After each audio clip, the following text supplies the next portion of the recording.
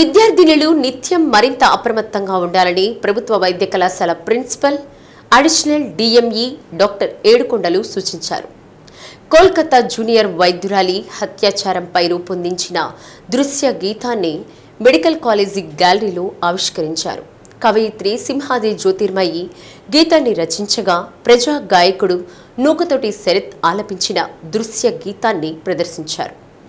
కోల్కతా వైద్యశాలలో జరిగిన ఘటన పట్ల ఏడుకొండలు ఆవేదన వ్యక్తం చేశారు. అనంతరం జూనియర్ డాక్టర్లు చేపట్టిన ఆందోళన కార్యక్రమం వల్ల సెంట్రల్ ప్రొటెక్షన్ ఫోర్స్ చట్టాన్ని అమలు చేసేందుకు ప్రభుత్వం ఆలోచిస్తుందని చెప్పారు. కోల్కతా ఘటనతో దేశ ప్రజలందరూ కలత చెందారని ఐఎంఏ రాష్ట్ర సంయుక్త కార్యదర్శి డాక్టర్ జాలాది మణిబాబు చెప్పారు.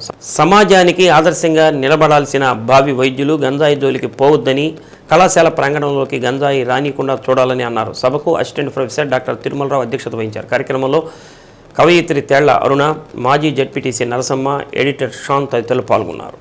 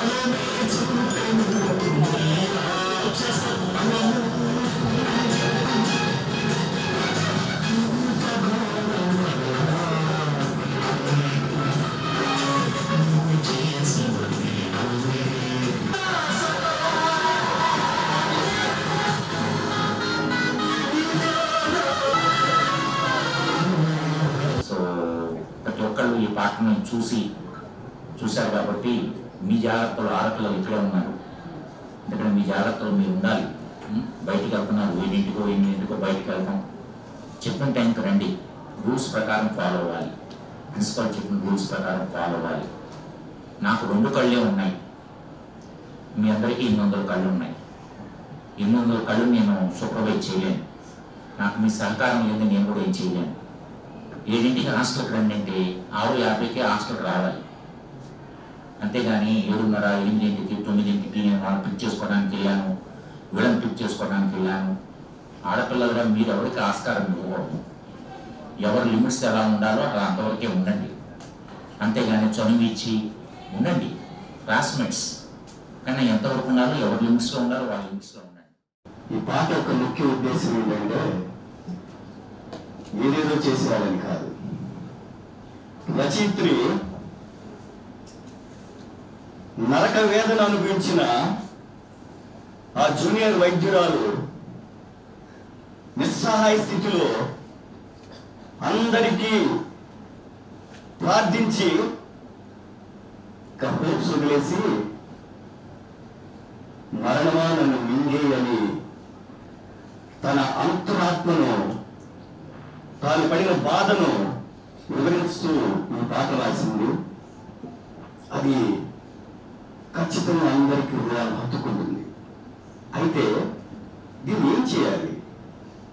ఇటువంటి సంఘటన పునరావృతం కాకుండా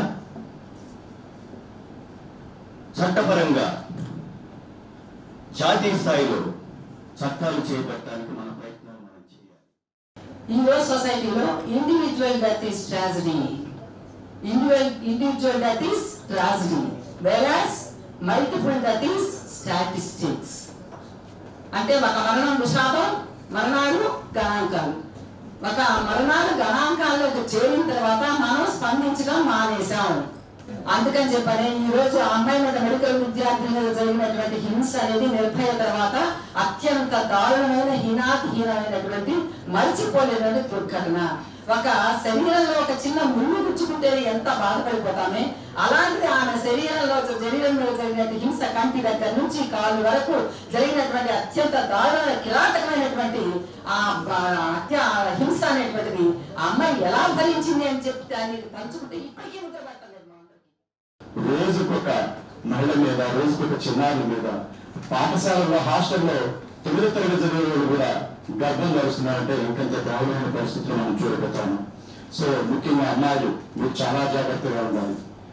ఎవరితోటి చనువుగా ప్రవర్తించవద్దు. ఎందుకంటే మీ లైఫ్, మీ ఎడ్యుకేషన్, మీ లైఫ్ మీరు చాలా ముఖ్యం. మిగతా ఏమని ఇటువంటి సంఘటనలు పునరావృత కాకుండా అబ్బాయిలు కూడా తోటి సోదరిలాగా మన ఇంట్లో అక్క ఎలా ఉంది, మన ఇంట్లో మా అమ్మ ఎలా ఉంది, మన ఇంట్లో చెరువులు ఎలా ఉంది, ఆ రకంగా చూసుకుంటేనే ఈరోజు అంతా బాగుంటుంది, సమాజం చక్కగా ఉంటుంది అనేది నేను తెలియజేస్తున్నాను. ఈ పాట నేను ఒక పావు గంటలో రాశాను.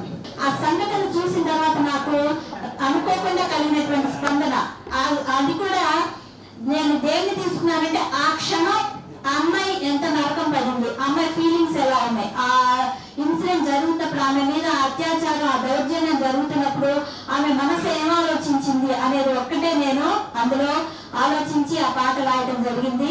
దాన్ని విద్యార్థుల వద్దకు కానీ ఇలాంటి డాక్టర్స్ అందరి వద్దకు తీసుకుని వెళ్ళాలి అని చెప్పి శరత్ అక్క దీన్ని చేద్దాము అని ఈ పాటని రికార్డ్ చేసి చేయడం జరిగింది.